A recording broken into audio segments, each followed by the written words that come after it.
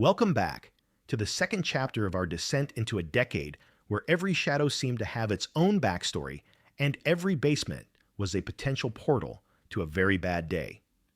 We are continuing our journey through the 1970s, a time when cinema was as gritty as a New York subway and twice as unpredictable.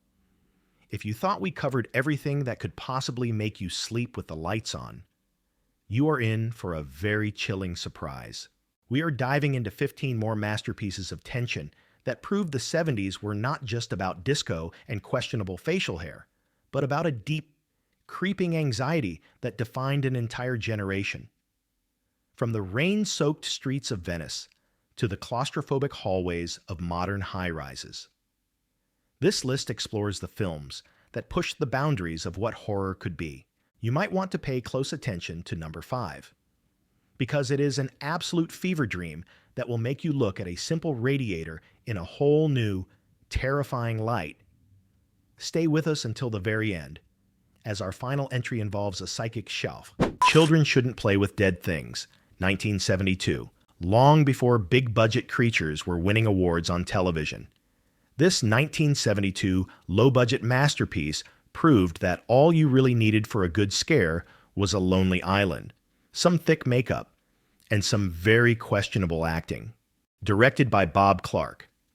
The story follows a pretentious theater troupe who travel to a remote graveyard island to perform a ritual, only to accidentally wake up the former residents who aren't particularly happy about being disturbed.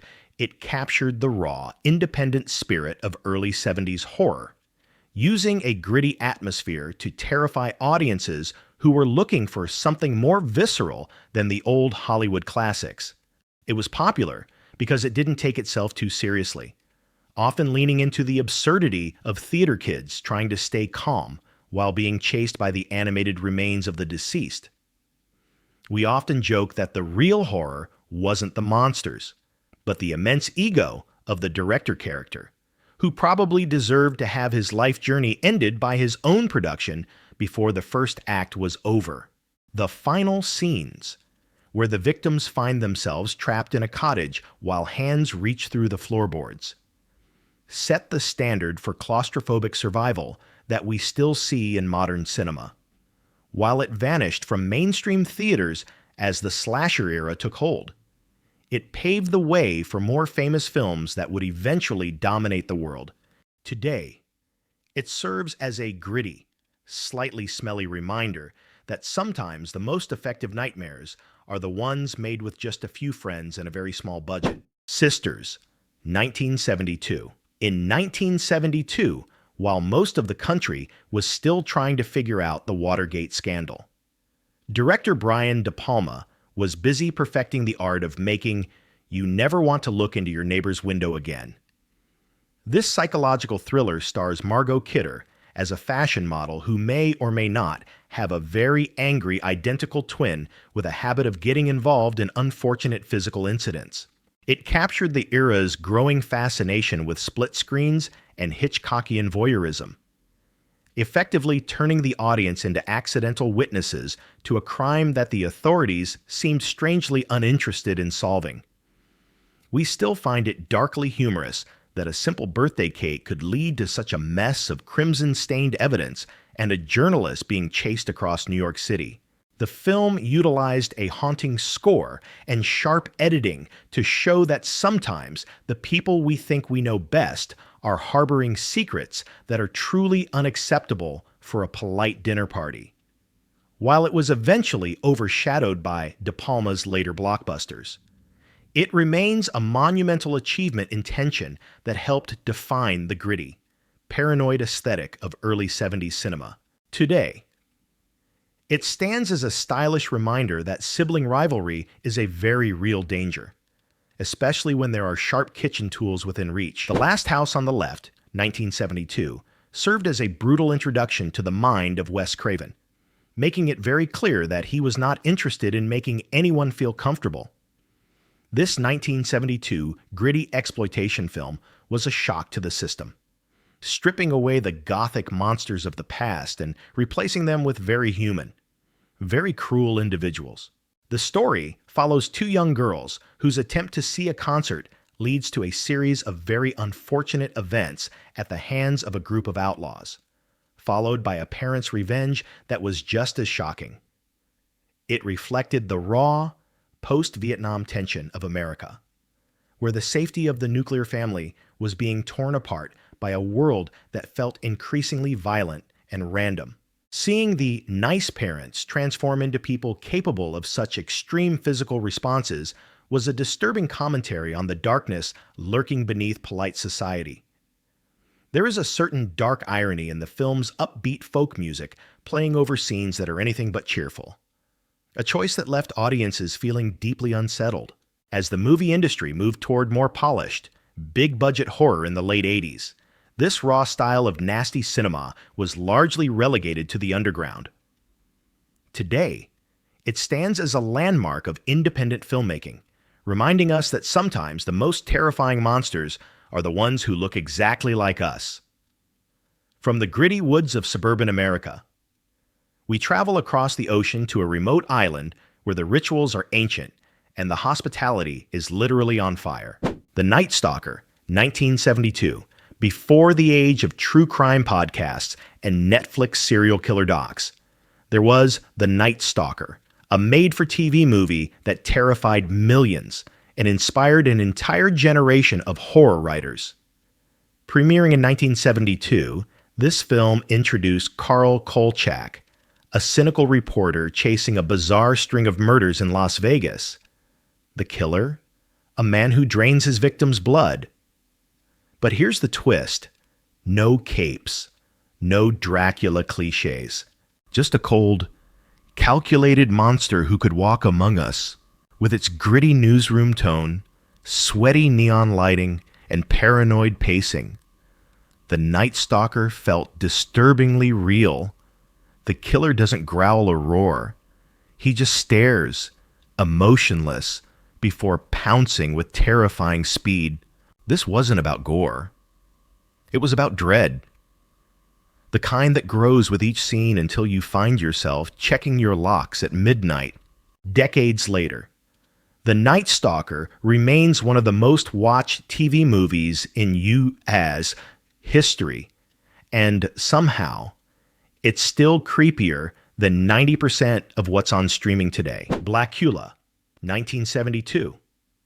1972 was a year of massive cultural shifts in the United States, and the horror genre was no exception as it welcomed the legendary Blacula, 1972, to the silver screen. This film was a cornerstone of the blaxploitation movement, featuring William Marshall as an African prince who is cursed with a thirst for that specific red liquid after a very rude encounter with the original Dracula. It traded the dusty old castles for the vibrant, gritty streets of 1970s Los Angeles, reflecting the era's focus on urban identity and social change while delivering some truly stylish scares. We often joke that he was the only vampire in history who could pull off a cape and a goatee with such immense swagger that even the police were too intimidated to check his pulse. The tension reaches a peak during the final chase scenes where the hero must outsmart a society that is just as dangerous as his own thirst, eventually leading to a dramatic decision to leave the world behind under the heat of the sun. While many critics at the time dismissed it as a novelty, it has since been recognized as a powerful piece of cultural history that gave a voice to an audience that had been ignored for too long. Today, it remains a beloved cult classic that proves you can have social commentary and a very cool soundtrack all in one package. Ben, 1972, moving from spiritual possession to a very different kind of unwanted guest. We have the 1972 sequel to Willard that featured the most famous rodent in cinema history. This film followed a lonely young boy who finds companionship in a highly intelligent rat named Ben, who just happens to be leading an entire army of his furry friends through the sewers of Los Angeles. It was a peak moment for the Nature Strikes Back subgenre, but with a bizarrely sentimental twist that only the early 70s could provide. Most people remember it best for the theme song sung by a young Michael Jackson, which created a hilariously jarring contrast between a sweet melody and a movie about a swarm of pests taking over a city. The situation spirals out of control when the local community realizes the scale of the infestation, leading to a massive confrontation where the authorities try to stop the fuzzy invaders from ending the life journeys of the local residents. It was a time when even the most harmless-looking creatures were seen as a potential threat to the American suburban dream. While the movie itself eventually scurried away into the archives of weird cinema, the title track became a global hit that far outlasted the film's reputation. It serves as a colorful, slightly furry reminder that in the 70s, Hollywood believed even a rodent could be a tragic hero with a chart-topping ballad. Frogs, 1972. Just when Americans were starting to enjoy their lakeside vacations again, Frogs, 1972, arrived to ensure that every croak from the swamp sounded like a personalized threat to your survival. This eco-horror masterpiece capitalized on the growing environmental movement of the early 70s, featuring a grumpy Ray Milland as a wealthy patriarch whose 4th of July celebration is crashed by a literal army of disgruntled amphibians. The film didn't rely on giant monsters. Instead, it used the sheer numbers of normal, everyday creatures to show that Mother Nature was officially tired of our littering and pollution.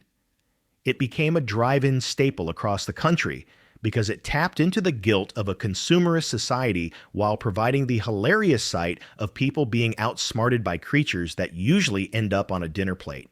The climax involves a series of unfortunate events where the local wildlife systematically takes over the estate, proving that a swarm of lizards is much more effective than any security guard as the decade moved toward more psychological terrors. These Nature Strikes Back films eventually hopped away into the bargain bins of history, replaced by more humanoid villains. However, for anyone who grew up in the 70s, it remains a colorful reminder that we should probably be much nicer to our local swamp life. Home for the Holidays, 1972. If you think your family gatherings are stressful, this 1972 made-for-TV masterpiece arrived to prove that a holiday reunion can be a much more permanent arrangement than just an awkward dinner. Starring Sally Field and Julie Harris, the story follows 4 sisters who return to their childhood home to visit their ailing father, only to realize that someone in a yellow raincoat is systematically ensuring the guest list gets shorter by the hour. It was a peak example of the Aaron Spelling production machine, bringing high-stakes drama and a claustrophobic atmosphere right into the American living room during prime time. The film tapped into the universal anxiety about returning home to face old secrets, and the realization that your relatives might have some very aggressive opinions about their inheritance. We often joke that the real horror wasn't the mystery figure with the sharp object, but the sheer amount of polyester and wood-paneled walls that dominated every frame of the 70s household.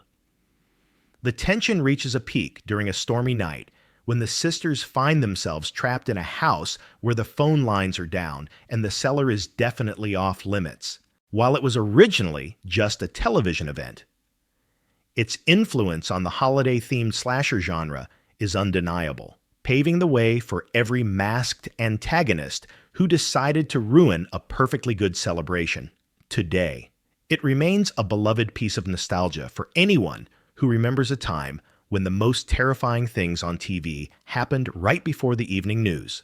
The Possession of Joel Delaney, 1972. This 1972 cult classic took the posh Upper East Side of Manhattan and dragged it through a gritty, supernatural urban nightmare that left wealthy audiences checking their luxury door locks twice. It stars Shirley MacLaine as a socialite who begins to suspect her brother is being influenced by the restless spirit of a departed friend with a very dark past. The film tapped into the immense social anxieties and class tensions of early 70s New York, blending high society drama with the terrifying mystery of spiritual rituals that felt foreign and dangerous to the elite. It was a time when the city itself felt like it was crumbling. And this movie captured that sense of encroaching chaos perfectly without needing a massive budget. The tension reaches a breaking point at a remote beach house where the brothers' behavior becomes truly unacceptable and life-threatening for everyone involved. It forced the audience to confront the idea that no amount of money or status could protect a family from a soul determined to settle a score. While it was eventually eclipsed by more famous films involving a search for a priest, it remains a stark, uncomfortable reminder of a decade that wasn't afraid to be bleak. Today, it is celebrated by horror historians for its raw performances and its refusal to provide a happy, easy ending for its privileged characters. Films from the 1970s did more than just provide us with a few jumps and starts. They defined an entire generation's sense of fear. It was a unique crossroads, where the old-school Gothic shadows met the new-school grit of the modern world, creating a cocktail of dread that hasn't quite been matched since, whether it was a possessed child, a school of hungry fish, or the silent gaze of a mannequin. These stories tapped into our collective anxieties about family, society, and the unknown. They remind us of a time when the biggest spoilers were only whispered about in the school hallway, and when the grainy texture of the film itself felt like a part of the nightmare. Looking back, it is fascinating to see how these low-budget, high-concept masterpieces shape the way we view entertainment today, even if we now watch them from the safety of our brightly lit living rooms. We want to hear from you. Which of these films from the 70s still makes you want to keep the lights on tonight? Was there a specific moment, perhaps that final psychic explosion, or the sound of the driller, that truly defined your childhood nightmares? Is there a classic we missed that deserves a spot in our Hall of Fame? Let us know in the comments below. And don't forget to hit that like button and subscribe if you enjoyed this trip down a very dark and nostalgic memory lane. We have plenty more deep dives into the history of cinema coming your way, and we are ready to step into a new decade.